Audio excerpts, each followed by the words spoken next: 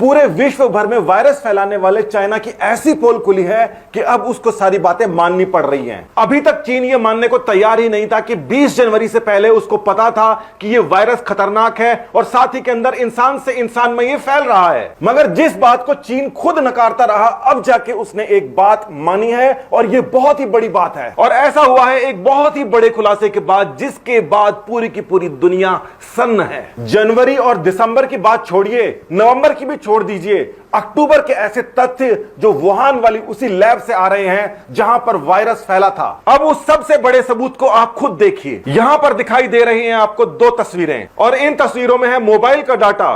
वो मोबाइल जो हर आदमी अपने पास रखता है, चाहे कहीं पर भी काम करे, साधारण आदमी हो या कर्मचारी, मोबाइल हमेशा अपने पास रहता है और उसका एक खास तौर पर डेटा तैयार किया जाता है जहां पर सेंसिटिव एरिया होते हैं। ये देखिए ऊपर वाली तस्वीर के अंदर साफ नजर आ जाता है कि जुलाई से लेकर मार्च तक एवरेज तस्वीर इस प्रकार से रहा करती थी कि वहां पर हजारों मोबाइल दिखाई दिया करते थे उस पूरे इलाके में जहां पर वुहान इंस्टीट्यूट ऑफ वायरोलॉजी है। मगर अचानक से 6 दिन के लिए वो सारे के सारे मोबाइल उस पूरे एरिया से गायब हो जाते हैं। ऐसा लगता है कि वहां पर पूरा बाड़ेबंदी कर दी गई है, ना किसी को अंदर आने दिया जा रहा है, ना किसी को बाहर जाने दिया जा रहा है। ये नीचे वाली तस्वीर जो आप देख रहे हैं 14 से 19 अक्टूबर के बीच में, जो कि मोबाइल ट्रैफिक दिखाती है उस एरिया का। और इन 6 दिनों के बीच में वहां पर एक सिंगल आदमी भी मोबाइल लेकर दिखाई नहीं दिया। केवल उस लैब की बात नहीं कर रहे, उस लैब के आसपास के पूरे एरिया की बात कर रहे हैं। ना कोई सरकारी छुट्टी, ना कोई त्योहार, तो आखिर इस लैब के आसपास में मोबाइल ट्रैफिक पूरी की पूरी तरीके से गायब कैसे हो गया।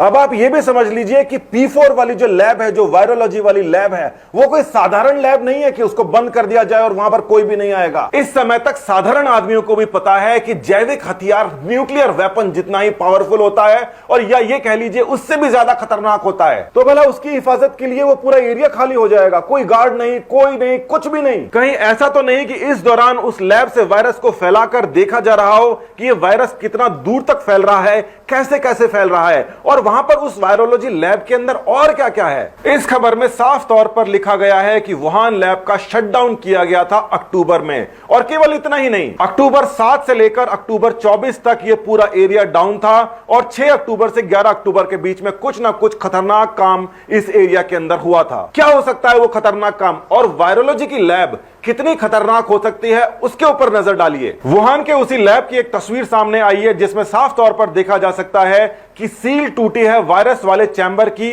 और साथ ही के अंदर वहां पर 1500 से ज्यादा वायरस की स्ट्रेन्स हैं। 1500 वायरस। एक वायरस ने क्या किया उसको तो पूरी दुनिया देख रही है, मगर अभी 1500 वायरस और बचे हैं चाइना के पास। वायरोलॉजी लैब के अंदर अलग अलग प्रकार के वायरस रखे जाते हैं, इसीलिए वो वायरोलॉजी लैब होती है, मगर वो बहुत ही सिक्योर होती है। और इस प्रकार की लैब जो कि न्यूक्लियर वेपन से भी खतरनाक वायरस बना सकती है, उसके ऊपर पूरे विश्व को ट्रांसपेरेंट रखना पड़ता है। वहां पर बताई हुई हर चीज के बारे में विश्व के साथ में शेयर करना पड़ता है। यह बहुत ही बड़ी बात है। मगर इस डाटा को शेयर करने वाली चाइना की बात तो आप छोड़ ही दीजिए, बल्कि यह खबर देखिए, अक्टूबर में फैलने के बाद दिसंबर में और जहां जहां पर वायरस गए वहां के सैंपलों को डिस्ट्रॉय कर दिया गया। अगर जानबूझकर फैलाया नहीं हो वायरस तो ऐसी बातों को छुपा के रखना पड़ता है ताकि लोगों को पता नहीं पड़े कि वायरस हमने फैला दिया है। और 1 मार्च को ही यह बात चीन की सबके सामने आ गई थी कि उसने सैंपल को डिस्ट्रॉय करने के आदेश जारी कर दिए थे ताकि किसी को भी पता नहीं पड़े, कानो कान खबर ना हो। अक्टूबर से लेकर जनवरी तक बात को छुपाया जा रहा था और उसके बाद में भी चाइना ने 1 मार्च से लेकर अभी तक 17 मई तक इस बात को माना नहीं था, मगर आखिर उनको मानना पड़ा जब वो डेटा सामने आया जहां पता पड़ा कि चाइना के हर चीज के ऊपर नजर रखी जा रही है। इतना आसान नहीं है बच पाना। इस तस्वीर को भी देखिए जो 31 दिसंबर 2019 की है, जहां पर ताइवान ने यह बताया था कि चीन के अंदर संक्रामक वायरस फैल रहा है जिससे पूरे के पूरे विश्व को खतरा है, तुरंत फ्लाइट्स रोक दी जानी चाहिए ताकि विश्व बच सके। 31 दिसंबर को ताइवान ने कहा और 1 जनवरी को चाइना ने सारे सैंपल डिस्ट्रॉय कर दिए। उनको यह बात किसने बताई थी? WHO ने बताई थी कि इस प्रकार का एक मेल हमारे पास में आया है, उसका क्या जवाब है? उसका जवाब यह रहा कि चाइना ने वो सैंपल डिस्ट्रॉय कर दिए। 16 मई को उसने ये कंफर्म किया है कि हां, हमने सैंपल को डिस्ट्रॉय किया था और हमने ये बायोसेफ्टी रीजंस के लिए डिस्ट्रॉय किया था। इस बात को समझिए, बायोसेफ्टी रीजंस के लिए चाइना ने 1 जनवरी को डिस्ट्रॉय कर दिया सैंपल। किस बात की बायोसेफ्टी? 1 जनवरी को जो सैंपल डिस्ट्रॉय हो रहे हैं जिसको बायोसेफ्टी का नाम दिया जा रहा है, इसका मतलब है कि संक्रमण फैल रहा है। और 1 जनवरी को अगर वो आपने सैंपल डिस्ट्रॉय कर दिए हैं और आपको 1 जनवरी को पता है कि वायरस संक्रामक है,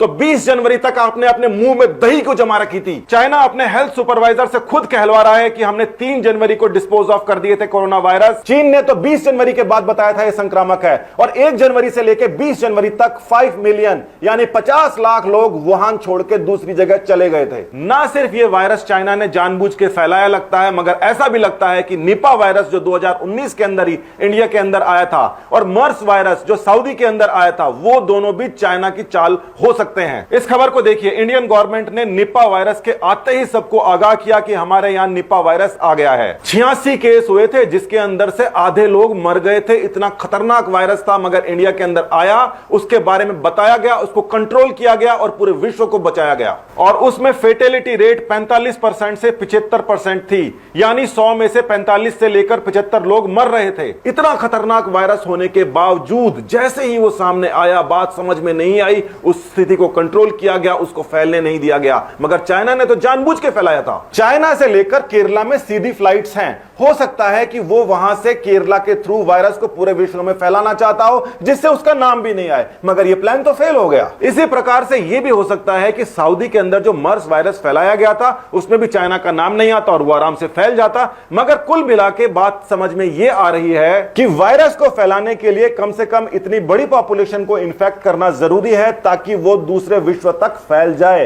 ये एक नई फाइंडिंग हो सकती है। मतलब यह कि वायरस चाहे खतरनाक हो, चाहे कैसा भी हो, कम लोगों के अंदर ही अगर वो है तो उसको कंट्रोल किया जा सकता है। मगर एक लेवल आ जाता है कि इतने सारे लोगों के अंदर ये फैल जाए, उसके बाद में वो कंट्रोल नहीं हो सकता। इस बात के ऊपर वैज्ञानिकों को और पूरे विश्व को ध्यान देना पड़ेगा कि कहीं निपा वायरस और मर्स वायरस को फैलाने की चाल तो नहीं थी, मगर ये चाल फेल हुई क्योंकि ज्यादा लोगों तक ये फैल नहीं पाया और ये कंट्रोल हो गया। तो ऐसे 2 हथियार बिल्कुल फेल हो गए जिनको देश से बाहर जाकर लॉन्च करने की तैयारी की गई थी। तो फिर तीसरा ये एक तरीका लगाया गया। तीसरा तरीका यह हो सकता था कि एक वैक्सीन बनाओ, अपने सभी के सभी लोगों को लगा दो, थोड़े से लोगों को मत लगाओ, वहां पर वायरस फैला दो, बहुत सारे लोगों तक फैल जाएगा, पूरे विश्व के अंदर फैल जाएगा, अर्थव्यवस्था चरमरा जाएगी, पूरा विश्व डाउन, चाइना अप। हो सकता है किसी भी लोकतांत्रिक देश के अंदर पक्ष विपक्ष होता है, मगर चाइना के अंदर कोई पक्ष है ना विपक्ष, वहां पर सिर्फ एक पार्टी है। तो ऐसे चीन के एजेंटों को जो छुपे पड़े हैं, उनको जवाब मिल गया होगा इस बात का कि चाइना को अपने इतने सारे लोगों को इन्फेक्ट इसलिए किया गया क्योंकि बाहर 2 बार ऐसा हो चुका है निपा वायरस में, मर्स वायरस के अंदर, जहां पर जैसे ही संक्रमण होता वहां की गवर्नमेंट अटैक करती उस वायरस के ऊपर और ठीक कर देती। और अगर तुम्हारा चाइना इस बारे में निर्दोष है तो वो अपनी इन्वेस्टिगेशन क्यों नहीं होने दे रहा?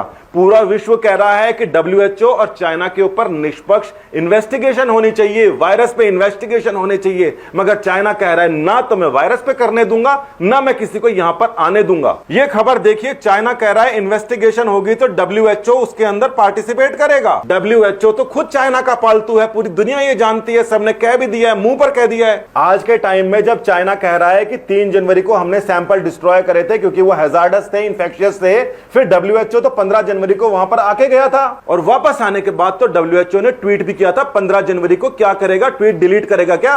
और इतनी सी बात नहीं है, चाइना के बारे में एक और बात सुन लीजिए जिसको सुन के आपको हंसी आएगी या गुस्सा आएगा। WHO का प्रमुख तो चाइना को इन्विटेशन दे रहा है कि आप भी अपने इस लोगों को शामिल करो जो आप ही के खिलाफ इन्वेस्टिगेशन है। और जवाब के अंदर चाइना से क्या जवाब आया वो भी देख लीजिए। तो जवाब महाराज ने यह दिया कि इस समय तो महामारी से हम ग्रसित हैं, बाद में कर लेना जब खत्म हो जाए। तो आप ये भी जान लीजिए कि महामारी का आलम चीन के अंदर और बाकी विश्व में क्या है। बाकी विश्व वो जो कह रहा है कि इसके ऊपर इन्वेस्टिगेशन होनी चाहिए, और चाइना वो जो ये कह रहा है कि अभी तो हम महामारी से ग्रसित हैं, बाद के अंदर कर लेना। चीन के अंदर केवल 82,960 कंफर्म केसेस आए, जिसमें से 78,241 तो ठीक भी हो गए। तो चीन में एक्टिव मरीजों की संख्या केवल 85 है। और चीन ये कह रहा है कि इस समय तो हमें पेंडेमिक से छुटकारा लेने दो, उसके बाद में इन्वेस्टिगेशन करेंगे। जैसे सबूत हमने जनवरी में मिटाए थे, थोड़े बहुत बच गए, उसको और मिटा लेने दो। और इन्वेस्टिगेशन का क्या है, WHO वाला तो अपना ही आदमी है, कभी कर लेगा। अक्टूबर से लेकर चाइना इसको फैलाने की कोशिश कर रहा है। जनवरी के अंदर तो उसने मान भी लिया कि उसने सैंपल को डिस्ट्रॉय कर दिया क्योंकि हाईली इंफेक्शियस बचता, फिर भी 23 जनवरी तक वो दूसरों को बताता नहीं है कि लॉकडाउन कहीं लगाना चाहिए। अपने किसी शहर के अंदर लॉकडाउन लगाया नहीं, वुहान को छोड़कर। वुहान के 31 जनवरी की यह खबर है कि वहां पर भी लोग पैदल ही निकल पड़े अपने अपने घरों को जाने के लिए। चाइना के अंदर ऊपर से नहीं टपके लोग, वहां का जो मजदूर है वो वैसे ही सोचता है जो यहां का मजदूर सोचता है। और उससे भी महत्वपूर्ण बात यह है कि चाइना जिस प्रकार से ढीठ बेशर्मी का रवैया अपना रहा है, आखिर उसके पीछे उसके पास कारण क्या है? क्या चाइना इन 1500 वायरस जो उसके पास में और भी स्टोर्ड हैं उनकी धमकियां दे रहा है कि मेरे खिलाफ कोई भी एक्शन तुम नहीं कर सकते, या फिर कोई और ऐसी बात है जिसके ऊपर अभी तक किसी की नजर नहीं पड़ी है? कोरोना वायरस के खिलाफ जिस प्रकार से पूरा का पूरा विश्व लॉकडाउन कर रहा है, अपने खुद ही की अर्थव्यवस्थाएं चौपट कर रहा है, कहीं ये इसीलिए तो नहीं कि उनके टॉप लीडर्स को यह बात पता है कि अपने लोगों को अवेयर करना बहुत जरूरी है। सार्स के टाइम में ताइवान अवेयर हो गया था, तो कोरोना वायरस आने के बाद के अंदर उसने वहां पर तुरंत सारी सिचुएशन के ऊपर काबू पा लिया, क्योंकि प्रत्येक नागरिक को पता था कि वायरस इंफेक्शन जो फैलता है तो क्या होता है। आज के समय में भी प्रत्येक नागरिक को पता है कि अगर वायरस फैला, लॉकडाउन हुआ तो क्या क्या चीजें आएंगी सामने। अपने आप से यह सवाल आप खुद पूछिए कि क्या कभी आपने सपने में भी सोचा था कि इंडिया जैसी बड़ी कंट्री के अंदर, पूरी कंट्री के अंदर लॉकडाउन लग सकता है जिस प्रकार से इस समय तक लगा हुआ है? मार्केट के अंदर जाकर किसी भी वस्तु को खरीदने से पहले जिसके ऊपर मेड इन चाइना लिखा हो, उस वस्तु को खरीदने से पहले यह सवाल भी आपको पूछना पड़ेगा अपने आप से कि पहले 10 केस आते ही इंडिया के अंदर लॉकडाउन हो गया था, मगर उसके बाद लॉकडाउन के बाद भी हम इस समय 1 लाख से ज्यादा केस के ऊपर कैसे फैल गए, जबकि चाइना के अंदर वो आंकड़ा 80,000 के ऊपर गया ही नहीं। हमने जितने सस्ते सामान खरीदे थे चाइना वाले, उन सस्तों के अंदर जो पैसे बचाए थे उससे ज्यादा तो नुकसान हो गया। चाइनीज मोबाइल और सीसीटीवी के जरिए जिसको आप पैसे दे के खरीद रहे हो, कहीं वो चाइना के ही जासूसी के हथियार तो नहीं है जो आप खुद खरीद के लेके आ रहे हो? आज से 2 दिन पहले ही चीन ने यह माना है कि उन सैंपलों को जो संक्रामक थे उनको डिस्ट्रॉय किया गया 1 जनवरी को, मगर 2 हफ्ते पहले ही मैंने वीडियो बना के आपको समझा दिया था कि किस प्रकार से चीन ने अपने एजेंटों के द्वारा पूरे विश्व के अंदर फैले मास्क और पीपीई किट अपने देश के अंदर मंगवा लिए थे, ताकि जब वहां पर ये वायरस जाए उसके ऊपर वो काबू नहीं कर पाए, जिस प्रकार से निपा वायरस और मर्स वायरस के अंदर देश कर पाए थे। चीन की हर हरकत पर जो उसकी करतूतों का काला चिट्ठा है उसके ऊपर नजर है हमारी, और हम सामने लेके आते रहेंगे। धन्यवाद। जय हिंद।